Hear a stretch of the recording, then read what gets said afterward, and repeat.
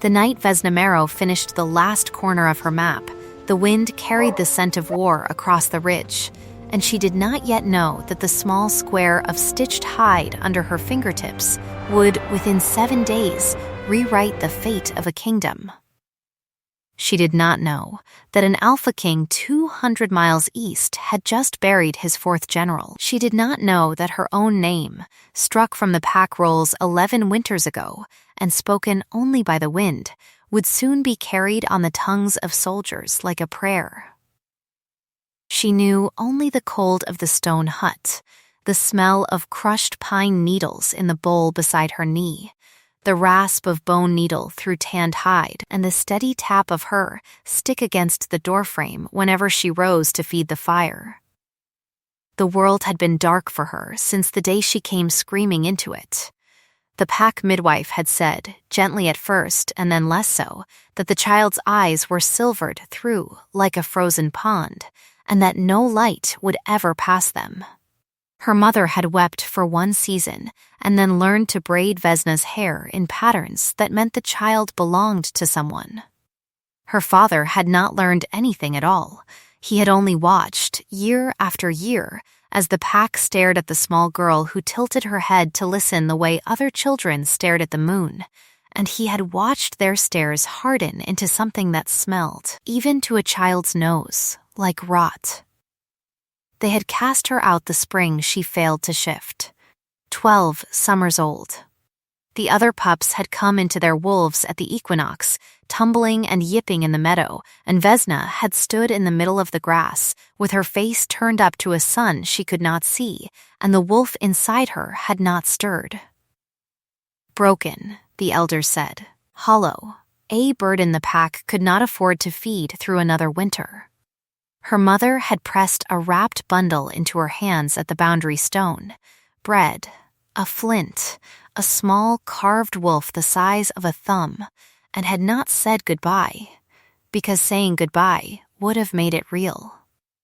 Vesna had walked east.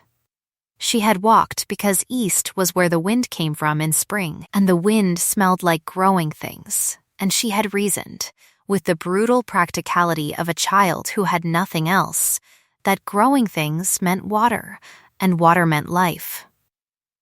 She had walked for 9 days.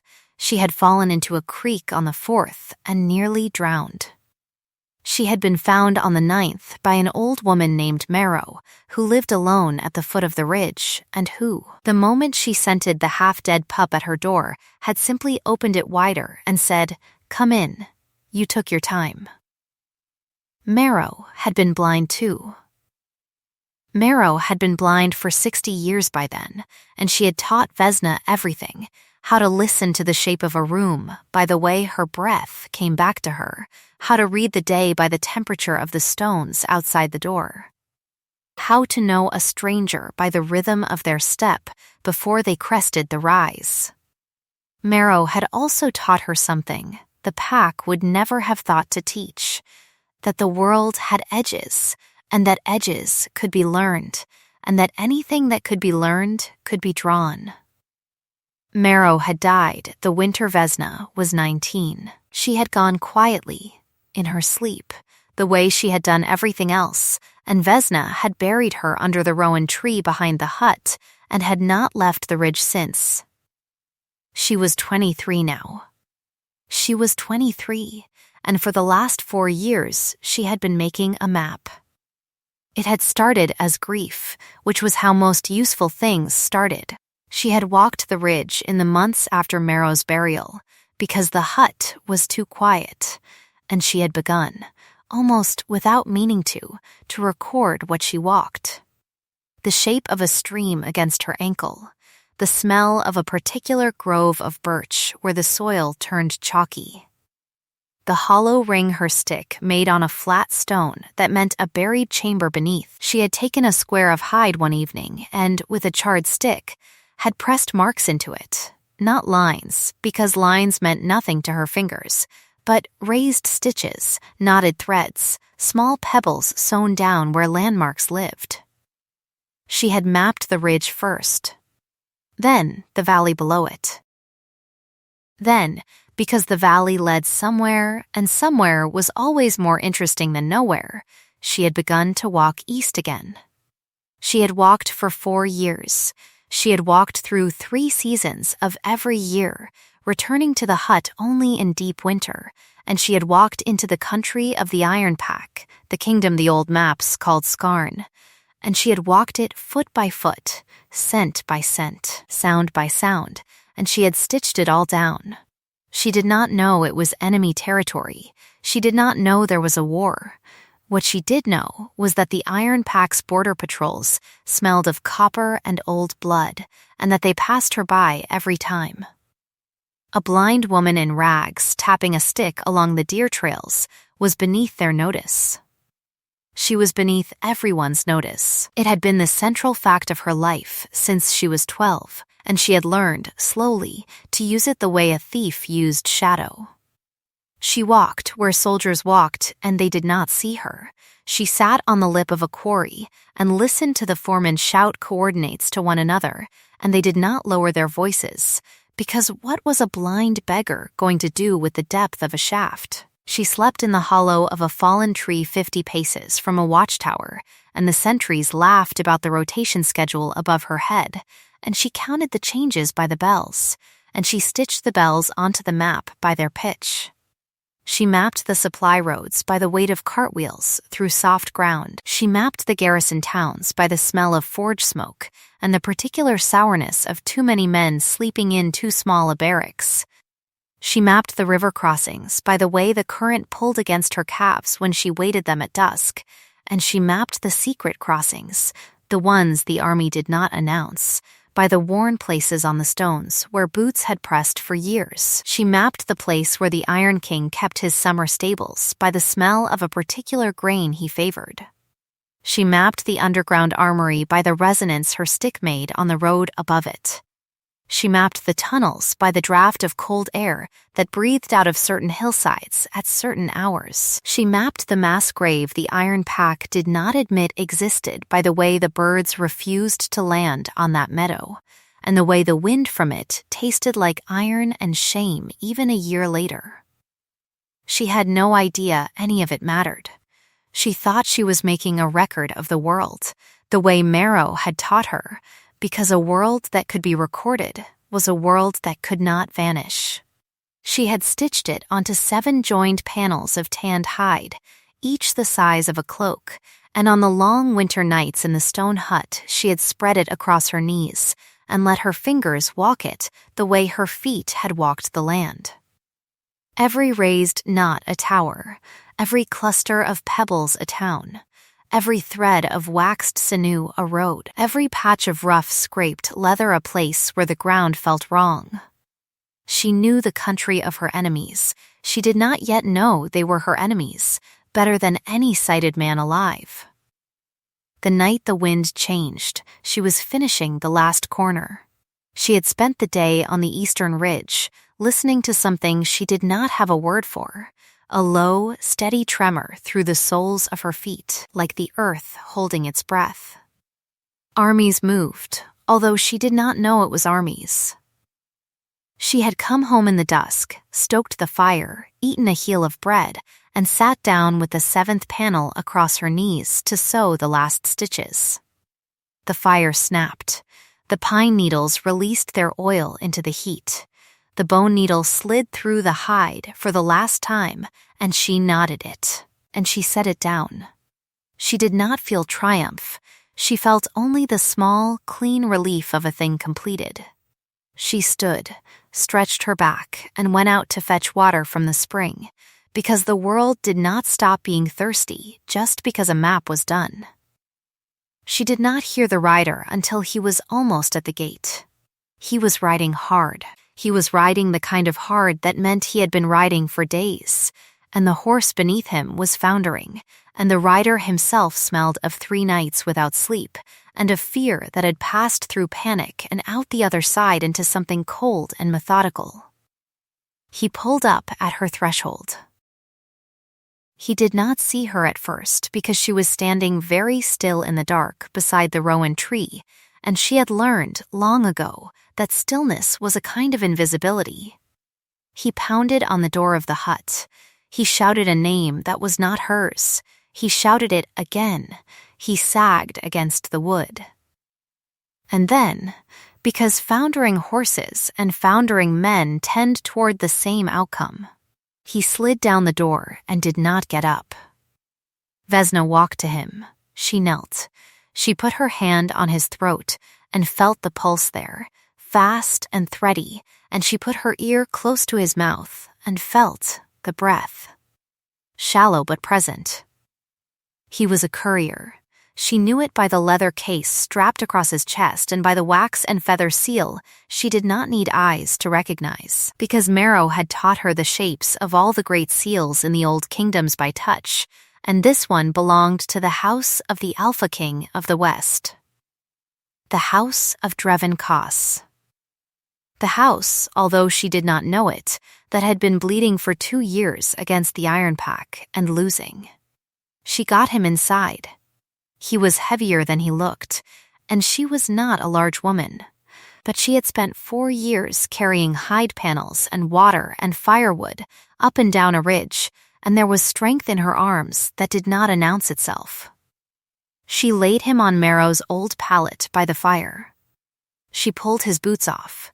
She unbuckled the courier case from his chest and set it on the table without opening it, because it was not hers to open. She found the wound, a crossbow bolt, snapped off short, lodged just under his collarbone, and she pulled it because leaving it in would kill him faster than taking it out.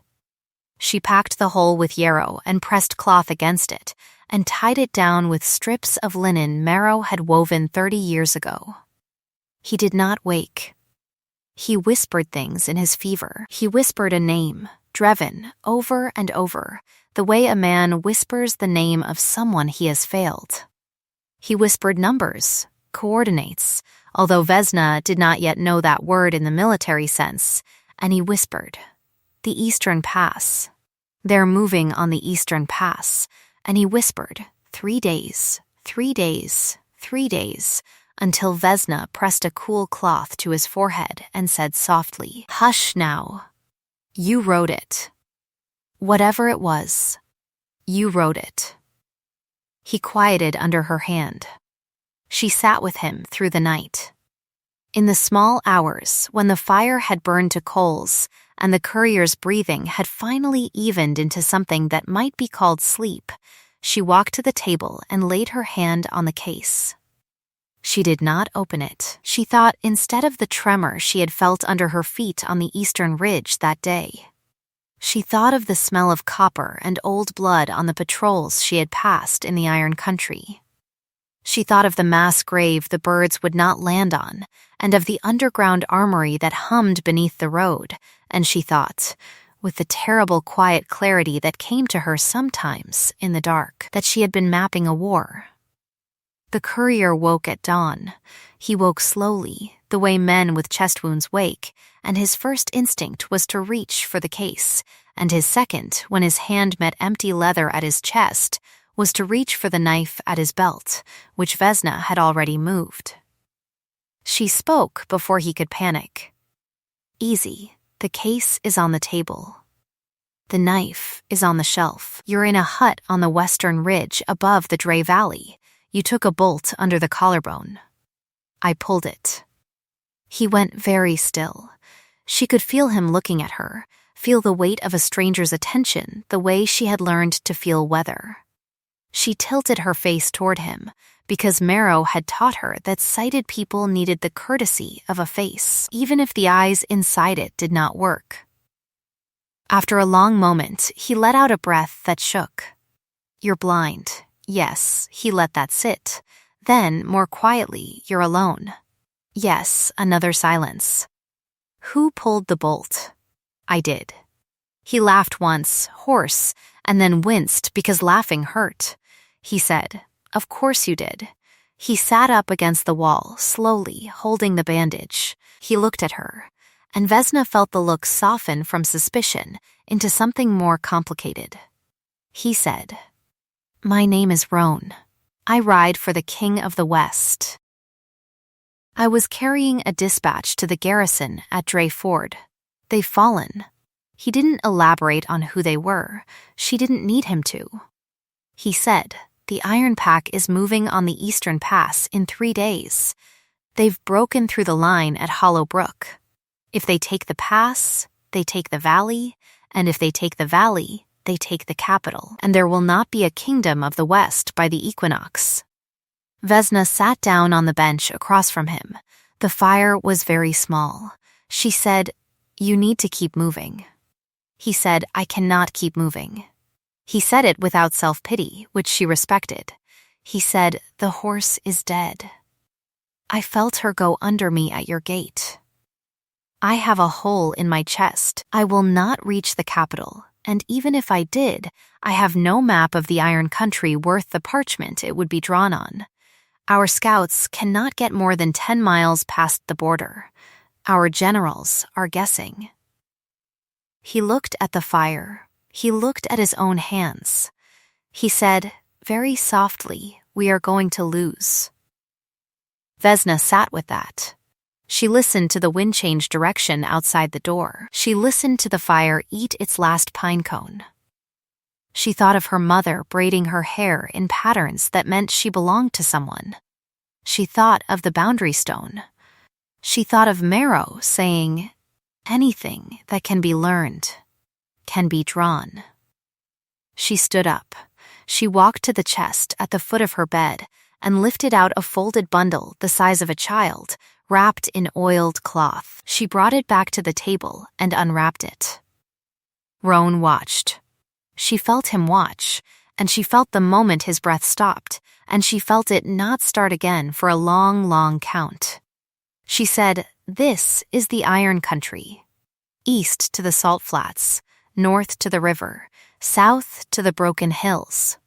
Every town, every road, every garrison, every tunnel I could find with my feet, the bells of every watchtower by their pitch, the depth of the quarries by their echo, the supply roads by the rut of their wheels, the mass grave outside Hollow Brook that they do not admit to, the armory under the high road, the crossings the army uses and the crossings they don't.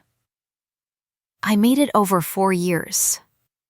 I did not know it was a war. I thought I was making a record." Roan made a sound she could not name. He whispered, "Holy gods." He whispered, "Holy every gods that ever were." He whispered, "Who are you?" She said, "My name is Vesna. I was cast out of the Marrowbrook Pack 11 winters ago for being blind and broken." She said it without flinching, because she had said it to herself so many times it had stopped being a wound and become a fact. He whispered, "You are not broken." He whispered, "You are the answer to 2 years of prayer." He did not let her sleep that night. He sat at the table with the map spread before him, his good hand trembling above it, and he made her walk him through it inch by inch. "Tell me this knot. A tower. How high? 12 men deep. How do you know? The pitch of the bell at the third watch is the pitch of a bell hung in a room 12 men wide. Tell me this thread. A road. How wide? 2 carts abreast, loaded or empty? Loaded going east, empty coming west. They are supplying the Eastern Pass." He put his face in his good hand. He said, "Sweet gods." He said, "The king will weep when he sees this." He said it like a man stating a small certainty about the weather. They left at dawn. He could not ride and she could not see, so they walked, and she led the horse he had stolen from a farmstead 2 ridges over, because the courier's mount lay dead at her gate. He kept the map in the case across his chest under his coat, against his skin, because he said if they were taken he would burn it before he let it be touched by an iron hand. He said, "You will come with me." He did not phrase it as a question. He said, "The king will want to thank you."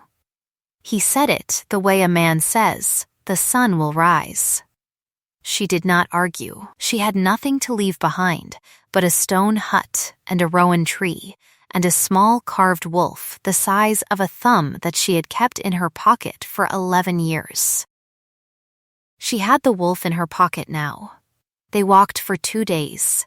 They walked at night when they could, because Roan was hunted, and they slept in hollows by day, and she fed him broth she made over tiny smokeless fires Marrow had taught her to build, and she felt his fever break on the second dawn, and she felt, somewhere under her ribs, a small, steady hum she had never felt before, a thing like a thread being drawn taut between her chest and a place she could not yet name. She did not understand it. She set it aside. On the third night, they came to the capital. She knew it by the smell, wood smoke and stone and bread and horses, and the particular green wet smell of a city built around a river. She knew it by the press of bodies, even at that late hour, by the way her ears suddenly had too many rhythms to count. Roan whispered, "We are at the gate." He whispered, "Do not be afraid." He whispered to the gate guard a phrase she did not catch, and the guard's breath caught, and a moment later boots were running, and a horn was sounding, and they were being pulled, gently but very quickly, through corridors that smelled of cold stone and old tapestry and the iron tang of armor laid up against the walls. She lost count of the turns. She was not afraid. She had a courier's hand on her elbow and a map across his chest, and she had nothing left in the world that could be taken from her except the small carved wolf in her pocket, and she had her hand around that. They stopped. A door opened. The room beyond it smelled of beeswax candles and ink and a banked hearth and a man who had not slept in days. She heard him before she felt him, heard the scrape of a chair pushed back hard, the rasp of a sword half drawn, and then resheathed when he saw it was Roan, the long, rough exhale of a man who had been waiting for news so long that the arrival of any news at all was almost too much to bear. He said Roan. His voice was low. It was very low. It had a roughness to it that was not weariness, but something deeper, something that lived in him the way her blindness lived in her, a fact of his architecture. Roan said, "My king," and his voice cracked on the second word, and Vesna heard him kneel, even though his wound must have screamed. He said, "My king, I have not brought a dispatch.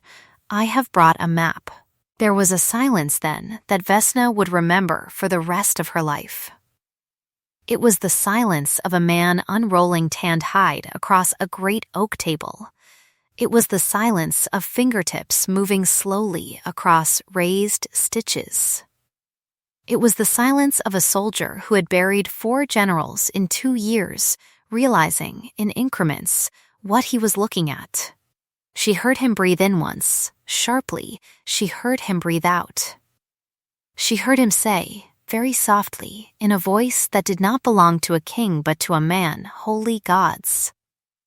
She heard him say, "The tunnel under the high road." She heard him say, "The eastern crossing they hide." She heard him say, "The grave. They told us there was no grave." She heard him say, "Who made this?" Roan said, "She did." And the man who was the Alpha King of the West turned, and Vesna felt the weight of his attention settle on her the way she had once, as a child, felt sun fall on her face after a long winter indoors, fully and without apology, as if she had been a long time owed it. He said, "You," just that, "you." She tilted her face toward the sound of his voice, because Marrow had taught her that courtesy. She said, "My name is Vesna Marrow. I am sorry I cannot bow properly. I cannot tell where the floor begins." He did not laugh. He did not speak for a long moment. And then, without warning, she heard the smallest sound a king has ever made, a single broken inhale, the sound a man makes when something inside him that has been clenched for 2 years finally lets go. She heard him cross the room. She felt him kneel. He knelt, the Alpha King of the West, at her feet, and she felt the heat of his bowed head come close to her hand, and she felt, only just, because he was a controlled man, a single drop of warmth fall onto the back of her wrist, and she understood, with a clarity that did not need eyes, that the king of the West was weeping. He said, "Into the floor more than to her, you saved my kingdom. You saved every life in it. You did it blind, and alone, and in exile." He said, "Forgive me. I do not know you yet, and I am already in your debt forever." His name was Drevin Kos. She learned it that night, from Roan, after the king had risen and pressed her hand to his forehead in a gesture she did not understand was sacred and would not be told the meaning of for weeks. She learned that he was 31 years old, that he had taken the throne at 24 when his father fell at the first battle of this war, that he had not laughed in public since, that his generals had quietly begun to call him the Stone King because his face had set into something his soldiers loved and his enemies feared, and his court could no longer read. She learned, from a serving woman who came to bring her bread and warm water and a clean shift, that he had been sitting in the war room for 3 days without sleep before Roan arrived. She learned, from the way the woman's hands shook when she set down the cup, that the kingdom had been hours from giving the order to evacuate the capital. They moved on her map within an hour. By dawn, the War Council was reading it by candlelight, and Vesna was reading it aloud. Because the map was not drawn for eyes, it was drawn for her hands, and only her hands knew its language. She sat at the head of the great table with 7 hardened men around her, and she walked her fingers across the hide and said, "Here, the watchtower changes guard at the 3rd bell of the night, and there is a quarter hour where the eastern face is unwatched. Here, the tunnel runs under the high road for half a mile and surfaces in a barn owned by a man whose son drinks at the inn at Hollow Brook and is loose-tongued when drunk.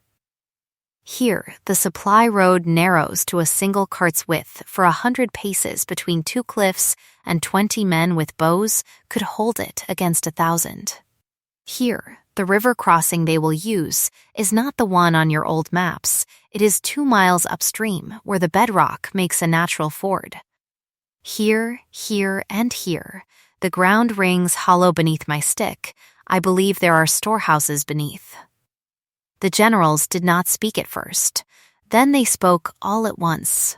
Then the king raised one hand, and they fell silent, and he said, quietly, "We are going to win this war by the equinox."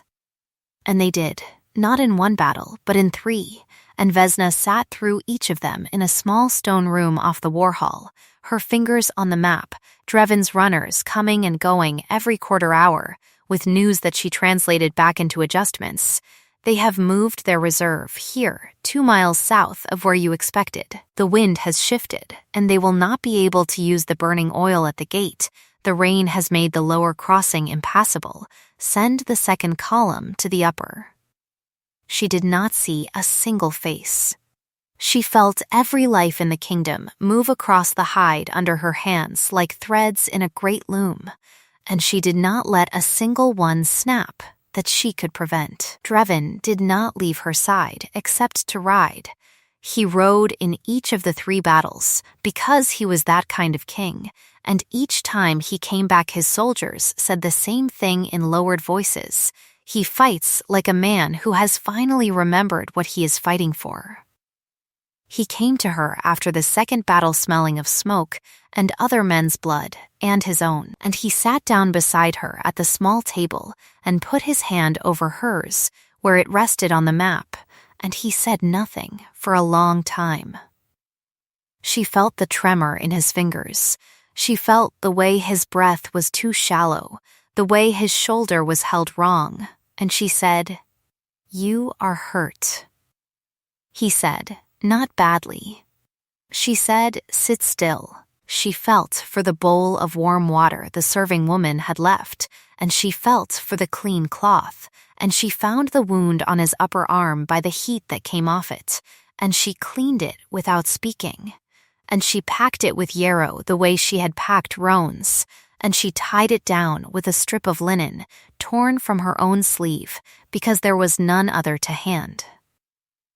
He let her. He let her, the Alpha King of the West, with his guards just outside the door and his physicians one corridor away, and when she had tied the last knot, he caught her wrist very gently, and he held it, and he said, into the quiet of the room, "Your hands." She tilted her head. He said, "Your hands know me." He did not explain. She did not ask him to. Something hummed in her chest, the small, steady thread she had first felt on the road, drawn now to a pitch that she could almost hear, like a wire singing in the wind.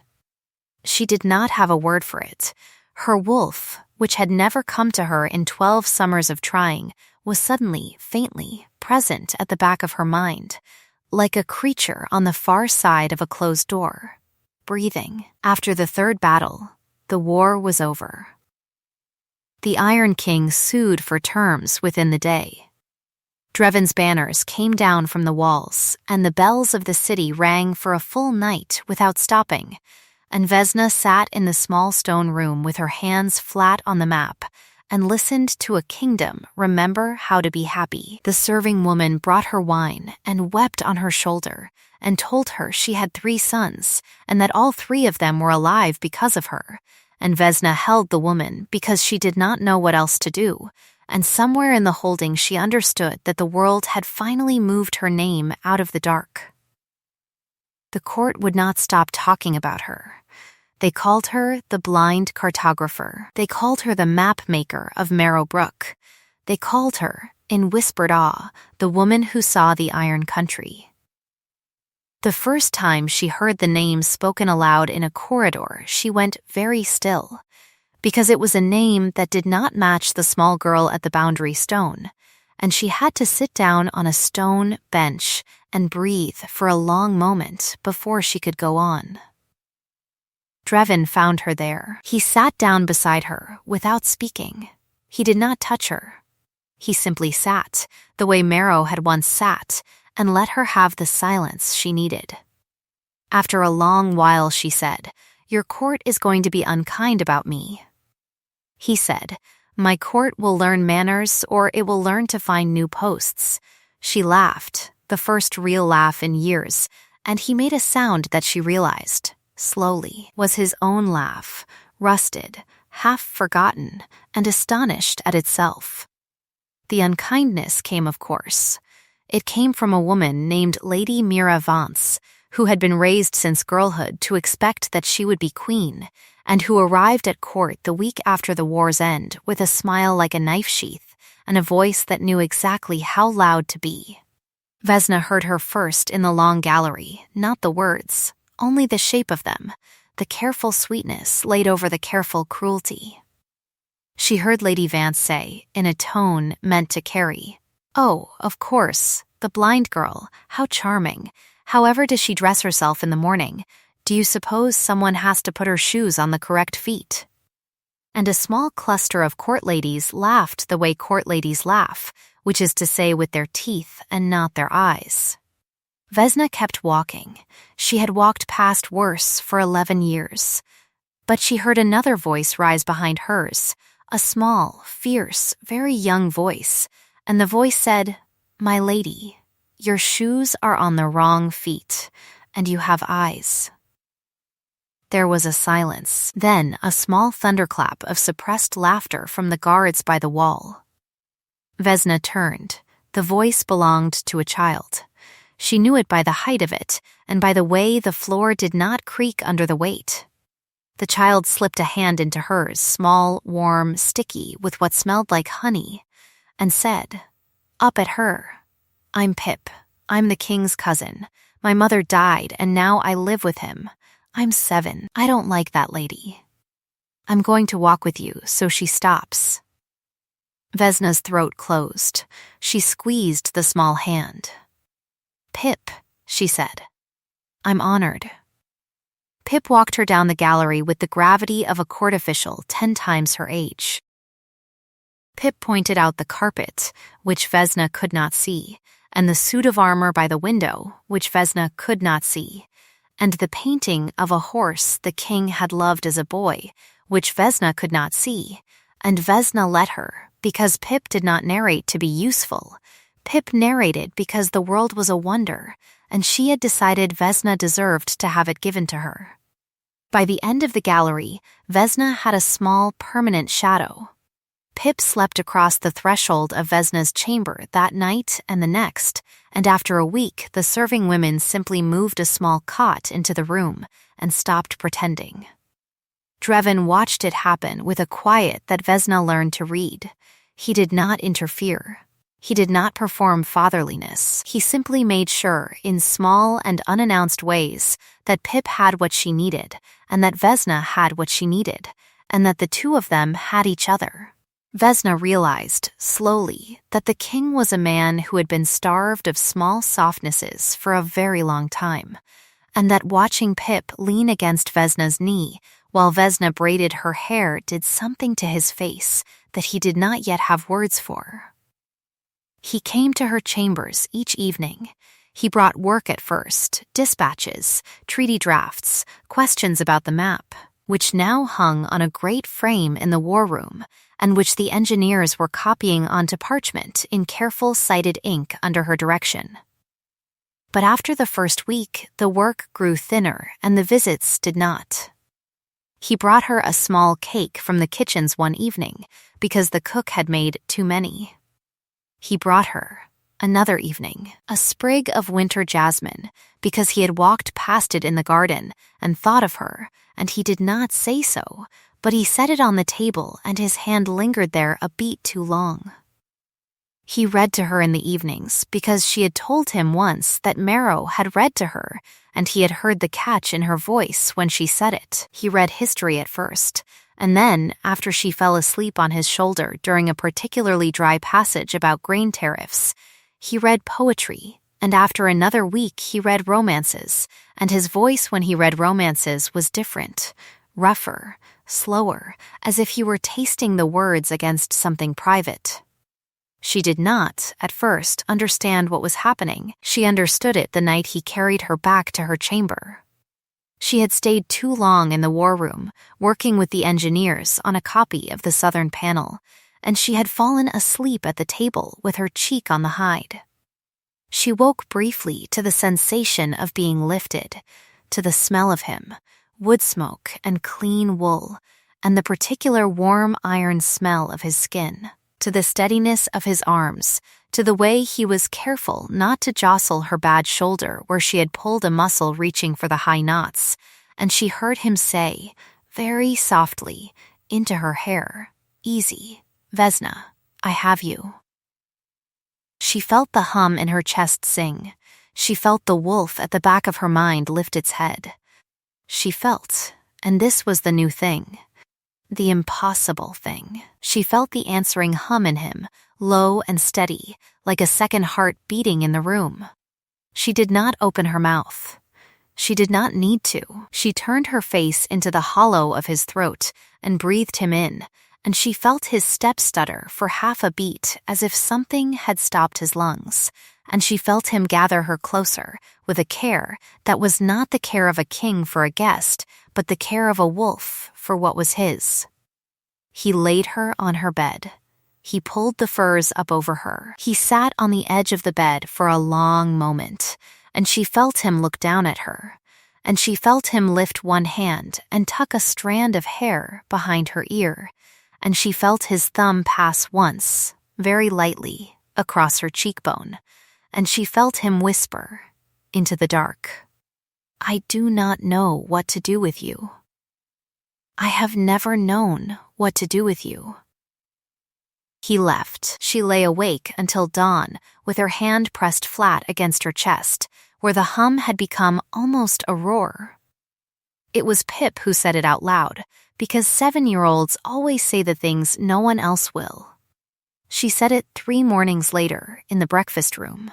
She said, around a mouthful of bread, "When are you going to marry her?" Then, Drevin choked on his tea. Pip went on serenely. "Because she's already living here, and she likes you, and you bring her flowers, and last night you fell asleep in her chair, and you wouldn't let the guards wake her up to ask her to move." So when? Vesna felt her face go hot. She heard Drevin set his cup down very carefully. She heard him say, in a voice that was working hard not to laugh, Pip said. Also, you growled at Lord Hendrik when he sat too close to her at dinner. I heard you. Drevin made a sound that was not quite a word. Pip said, magnanimously, I think it should be soon. I would like to be in the procession. I will need a new dress. Vesna laughed, really laughed, the way she had not laughed since she was a child, and Drevin laughed too, and somewhere in the laughing, his hand found hers across the table, and he did not let it go. He did not let it go for the rest of the meal. He did not let it go when Pip slid down from her chair to chase a kitchen cat through the door. He did not let it go when the room emptied and the servants withdrew, except to turn her palm up and trace, very slowly, the lines on it, the calluses from the bone needle, the small scars from the hide, the place at the base of her thumb where she had cut herself 11 years ago, opening her mother's bundle at the boundary stone. He said, into the quiet, Vesna. She said, Drevin. It was the first time she had said his name aloud. He drew in a breath as if she had touched a wound. He said, I should have come for you years ago. I did not know to look. If I had known there was a girl on a western ridge, he did not finish. He said, I am 31 years old, and I have buried my father and 4 generals, and I have not, in all that time, found a thing I wanted to keep for myself. I want to keep you. I want. He stopped. He said, more quietly, I want to ask. I will not ask if you do not want me to ask. Say the word, and I will not say another word about it again, and you will have a place in this court for the rest of your life, with no debt of the body or the heart. Tell me. She turned her hand in his. She let her fingers walk his face the way they walked her map, the line of his jaw, the small old scar at his temple she had not known was there, the place at the corner of his mouth that was trying very hard not to tremble. She said, ask. He kissed her. He kissed her in the breakfast room of the King of the West, with the morning light through the windows she could not see warming her hair, with the kitchen cat yowling in the corridor outside as Pip chased it past the door. He kissed her the way he had read poetry to her, slowly, like he was tasting each word. She felt the wolf at the back of her mind stand up fully. She felt the hum in her chest become a single clear note. She felt, and this was the impossible thing again, the thing she had no name for. The answering note in him, and the 2 notes braided together, and somewhere in her bones a knot she had carried since she was 12 simply, quietly, came undone. He drew back. He said, against her mouth, breathe, she laughed. She said, you breathe. They were interrupted, of course, because they always are. A messenger knocked, and Drevin straightened, and Vesna sat back, and the rest of that day was court and treaties and engineers and the new northern panel of the map, and the kiss lived in her chest like a small banked fire, and she felt him glance at her across the war room 3 times in an hour, and each time the fire flared. Lady Vance saw it. Lady Vance saw everything. Lady Vance went very still at the side of the council chamber, and her smile did not change, and Vesna felt the temperature of the room drop a degree she could not have explained to a sighted person. She mentioned it to no one. She did not know yet that it mattered. That night, Pip crawled into her bed and announced she had decided to be the flower girl, and Vesna held her and laughed into her hair, and somewhere in the city Lady Vance was unfolding a small letter she had not yet sent, and reading it once and folding it again.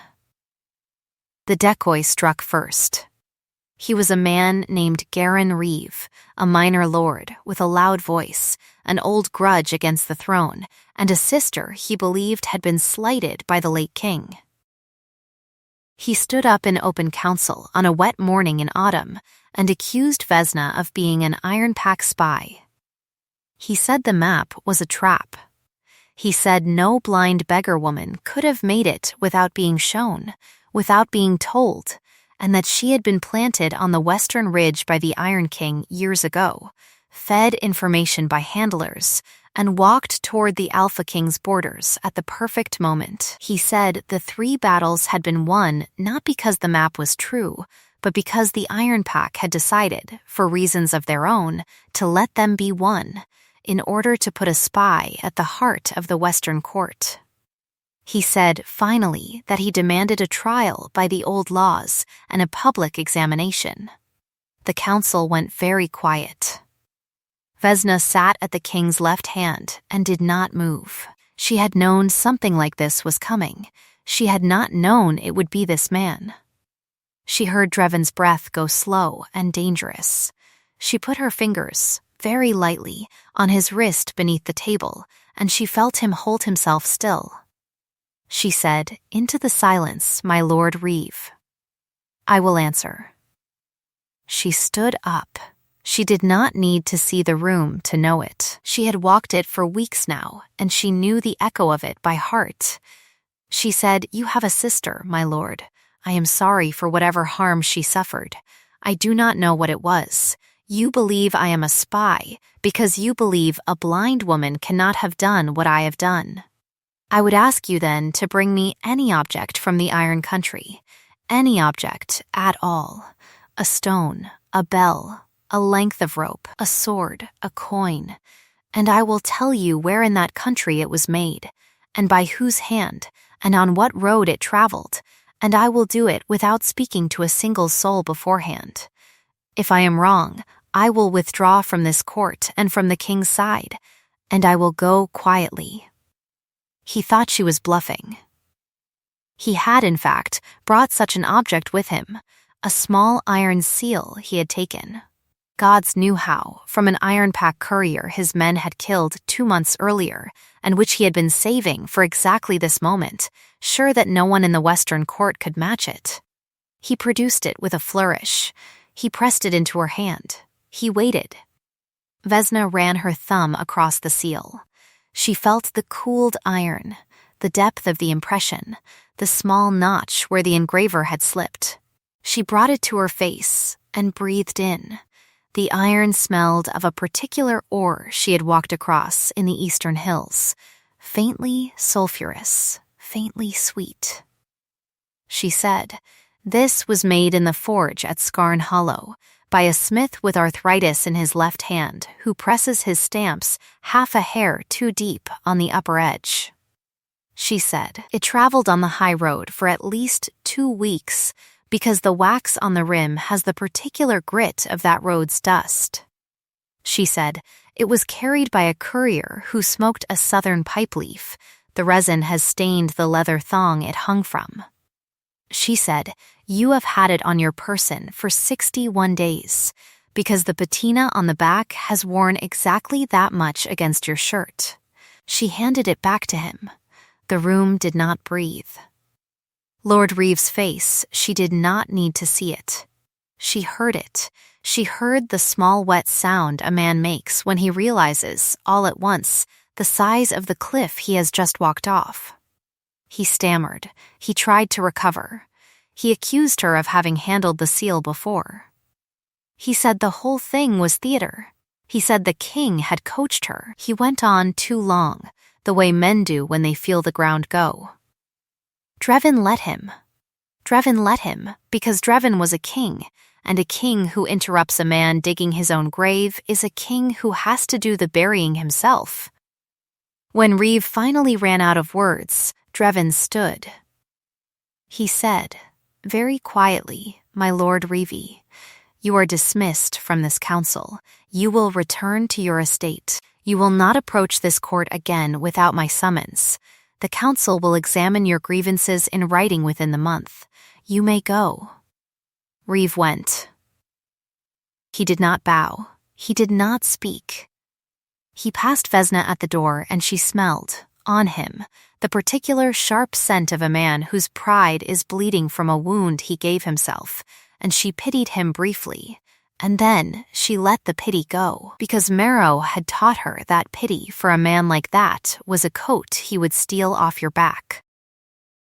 She did not know yet that Lord Reeve was not the danger.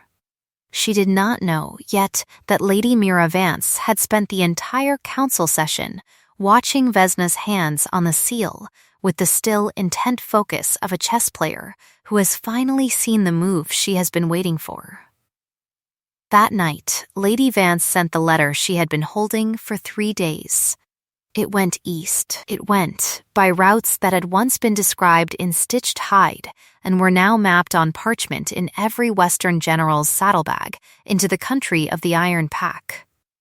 It said, in careful unsigned hand, that the woman who had drawn the map was blind and could be taken without ever seeing the face of the one who took her, and that the King of the West loved her, and that taking her would break him, and that the price for taking her would be 1/4 of the lands the Iron Pack had lost, restored quietly under a new name, and a marriage alliance with a certain Western noblewoman, who would, when the dust settled, sit beside whatever was left of the Stone King to keep him compliant. The letter did not sign itself. It did not need to. Mira Vance had spent 25 years preparing to be a queen, and she did not intend to let a blind girl from a stone hut take what she had been promised in her cradle. They came for Vesna on a night of low cloud, 11 days after the council. She had walked, by then, into a rhythm with Drevin that the court had stopped pretending not to notice. She slept in her own chamber still, because he was a careful man and because she had asked him to be. But he ate with her, walked with her, spent the slow late hours of every evening with her hand in his by the fire. He had given her, a week before, a small carved figure, a wolf the size of a thumb, made of pale wood, and she had laughed and reached into her pocket and brought out the carved wolf her mother had pressed into her hand at the boundary stone 11 years ago, and they had set the two side by side on the mantel, and Drevin had been quiet for a long time afterward. He had said only, "Your mother was right to give you a wolf." She had said, "I do not think she knew why she did." He had said, "Perhaps she did, in the part of her that still loved you." Vesna had not cried.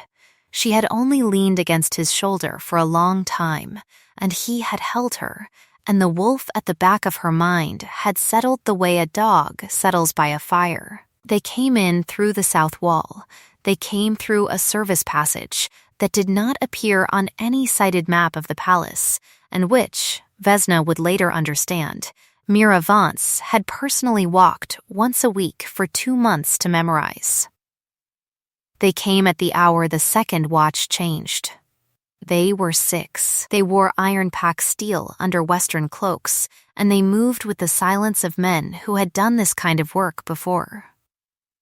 Pip woke first, because Pip was 7 and slept lightly and had always, Vesna would later realize, slept with one ear on the door the way Vesna herself had once slept on the western ridge. Pip's small body went rigid against Vesna's side, and Pip's small hand clamped onto Vesna's wrist, and Pip whispered into Vesna's ear with the absolute focus of a child who has understood, on some animal level, that this is not a drill, men in our room. 6. Bad. Vesna moved. She moved Pip behind her in one motion, sliding the child off the bed and into the gap between the bed and the wall where the heavy oak frame would shield her. She put her finger to Pip's mouth. She felt Pip nod against her hand. She rose. She was barefoot, in a linen shift, unarmed. She had her stick by the door, but the door was where they were. She had the small carved wolves on the mantel, and the bowl of water by the basin, and the bone needle in the work basket, and the fire iron by the hearth. She moved toward the fire iron. They were faster. She felt the air shift, felt the displacement of a large body across the rug, and then another behind it, and she heard the small, wet sound of cloth coming up around her face, and she smelled the sweet, sharp herb on it that Marrow had taught her to recognize once, a long time ago, as the herb that took a wolf's strength before it took her wakefulness. She held her breath. She drove her elbow back into the man behind her with all the force her 4 years of carrying hide and water had built into her shoulders, and she felt his ribs give and heard him grunt. And she ducked under the cloth and threw herself sideways toward the hearth. She got her hand on the fire iron. She swung. She felt it connect with a knee and heard a man scream, and she swung again and felt it connect with something softer and heard the crunch of a jaw. And then there were too many of them, and they had her arms, and she heard, behind her, Pip's small voice scream Dreven's name once, very loud, like a bell rung at the wrong hour. Pip had bitten one of them. Pip had bitten one of them on the hand, hard enough to draw blood, and the man cuffed her, and Vesna heard the small body hit the floor. And something in Vesna's chest, something that had been a small, steady thread all these weeks, a hum she did not have a name for, went white. It went white in a way she felt rather than saw. It went white the way an arc of lightning is white, the way the inside of a forge is white, the way the sun on the boundary stone had been white the day she was 12, and her wolf had not come, and the elders had said, broken. Her wolf came. It came not as a transformation, there was no time for that, and her body had been told for too long that it was incapable, but as a wave of pure protective heat that rolled out of her along the floor and up the walls and into the lungs of the 6 men in her chamber. She felt it leave her. She felt it answer the wolf at the back of her mind that had been waiting 11 years to be called. And she felt the wolf rise up, not into her bones, but through them, like fire through dry wood. And she felt the room go silver. She knew it was silver because she heard the men gasp at it, and she heard one of them whisper, "Gods, her eyes." And she understood, with a clarity that did not require sight, that for the first time in her life, her eyes were giving light instead of taking it. The men dropped. They did not die. The light did not kill. Marrow's voice came to her, very clear, from a long way off, saying, "Power answers love, not hate." And the light was love for the child on the floor. The men dropped because the light burned the herb out of the cloth and out of their lungs, and out of the corrupted bond tokens they wore at their throats. Vesna felt those snap, one by one, 6 small clean breaks like threads cut. The men collapsed. They were not dead. They were unconscious, breathing, harmless. The door burst inward. Dreven came through it with his sword half drawn and his guards behind him, and his face. She could not see his face, but she heard him stop in the doorway, as if he had walked into a wall, and he said, into the silver-lit room, in a voice she had never heard from him, "Vesna." She turned to him. The light was already fading. She felt it draining out of her, fast, the way Marrow had warned her power would always drain. She had time only to say, "Pip," before her knees went. He caught her. He caught Pip with the same arm somehow, and she heard him roaring orders to the guards, and she heard the guards moving to take the unconscious men, and she heard Pip whimper Vesna's name once against her shoulder, and she heard Dreven say, into her hair, into her temple, into the place behind her ear, "You are mine. You are mine. You are mine." Like a man laying claim against death itself. And then the dark she had lived in all her life simply softened, and she went down into it the way one goes down into warm water. She woke 3 days later. She knew it was 3 days because she heard a serving woman murmur the day to a guard in the corridor. She knew Drevin had not left because his hand was around hers, and his head was on the edge of the bed beside her hip. And he was asleep. And the breathing of him was the breathing of a man who had not slept properly in 72 hours. She did not move at first. She turned her face toward him and let herself, for a long, quiet moment, simply have him. The light in the room, she did not feel light. She felt only the warmth of the fire and the cool of the linen and the heat of his hand. But something at the edge of her perception had changed. Something at the back of her mind, where the wolf lived, was no longer a closed door. The wolf was there, openly, breathing in time with her. She understood, without being told, that she would never be alone again. Drevin stirred.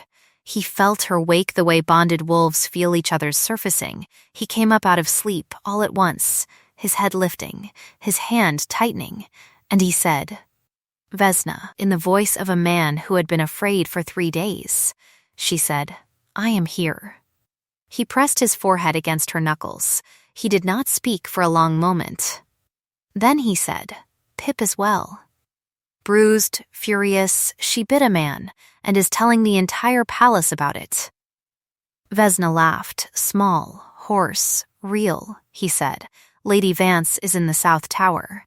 She confessed within an hour of being confronted. The letter was found in the South Wall passage. Lord Reeve was not involved. He was a fool, not a traitor. The Iron Pack has disavowed the men. The treaty holds. Vesna said, into the dark good. Then she said, after a moment, what will happen to her? He was quiet. He said, that is for you to decide. She is the one who tried to take you. By Western law, it is your choice. She thought about it. She thought about Mira Vance in the South Tower. She thought about a woman who had been told since girlhood that she would be a queen, and who had built her whole self on that promise, and who had watched a blind beggar take it. She did not feel pity. She did not feel rage either. She felt only, faintly, the small wash of mercy Marrow had taught her was the only thing that distinguished a wolf from a beast. She said, exile, not death. Send her north. Let her never come south of the river again. Let her live. And let her live with what she did. Drevin was quiet for a long time. He said, you are too good for this court. She said, no, I am exactly the right amount of good for this court. She felt him smile against her hand. He said, marry me. She said, yes. He said, I have not asked properly. I had there was a garden and a ring, and Pip had a basket of petals. She laughed and laughed. She said, Drevin, I do not need a garden. I have your hand. He kissed her properly this time, not the careful kiss of the breakfast room, but the kiss of a man who had nearly lost her. And she kissed him back the way a woman kisses a man she has been bonded to since before either of them knew, and the hum in her chest became a song, and the wolf at the back of her mind threw back its head, and somewhere outside the chamber Pip, who had been listening at the door, because Pip always listened at doors, ran shrieking down the corridor to inform the entire palace that the king had finally asked, and Vesna had finally said yes, and she, Pip, was going to be the flower girl, and please could she have a new dress. They were married in the spring. Pip had her dress. The carved wolves sat side by side on the mantel of their shared chambers. The map, Vesna's map, the original 7 panels of stitched hide, was framed under glass in the war room, and no copy was ever made that satisfied the engineers, because no copy could be read by hand the way she had made it. Visitors to the palace were brought to see it. Children were brought to see it. Old soldiers stood before it and wept. 3 years after the war, in a small courtyard garden Drevin had planted for her specifically because everything in it had a smell: jasmine, rosemary, lavender, the warm, clean smell of sun on stone, Vesna sat on a low bench with her hand pressed lightly against the small mound of her belly, and she felt the baby move for the first time. She laughed aloud. Drevin, who had been kneeling by the lavender pretending to weed, but actually watching her the way he always watched her, was at her side in one motion. He put his hand over hers. He felt the small, bright kick. He said, into her hair, "What is it?" She said, "Our daughter wants out." He said, "Our daughter can wait 3 more months." Vesna laughed, the wolf at the back of her mind, fully present these days, fully hers, stretched in the sun. Pip, 10 now and tall for her age, and still entirely in love with both of them, in the unself-conscious way of children who have been chosen back, came thundering down the path with a small striped kitten under one arm and a crown of jasmine in her hair. She announced, breathlessly, that she had named the kitten Reeve, after the bad man, because the kitten had bitten her, and she felt this was just. Vesna laughed until her sides ached.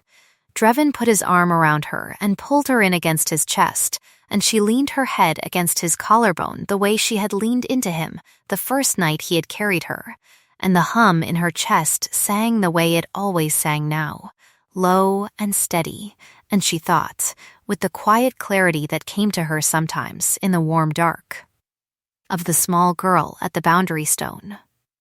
She thought of her mother braiding her hair in patterns that meant she belonged to someone. She thought of Marrow opening the door of the stone hut and saying, "You took your time." She thought of the bone needle and the hide and the 4 years of walking and the courier at her gate and the king on his knees in the war room with a drop of warmth falling onto her wrist. She thought, "I see it all." She did not, of course. She still could not see a single face. But she had a husband whose hands she knew, and a child she could feel kicking under her palm, and a small, fierce girl beside her with a kitten named after a fool, and a kingdom whose every road she had walked, and a wolf inside her that had finally come home. Pip leaned against Vesna's other side. The kitten yawned. Drevin kissed the top of Vesna's head and did not move. Somewhere in the city, the evening bells began to ring, a sound Vesna had once stitched onto a square of hide as a single small knotted thread, because she had not known then that bells could mean joy. She knew now. She knew now. There's something about a girl who walked east at 12 because the wind smelled like growing things, who learned a country with her hands because no one would teach it to her with their eyes, who saved thousands of lives without ever seeing a single face. There's something about her that I find really hard to shake. If you were Drevin, kneeling in that war room with her map under your hands, what would you have done when you finally found her? I'd love to know what you think. See you in the next story.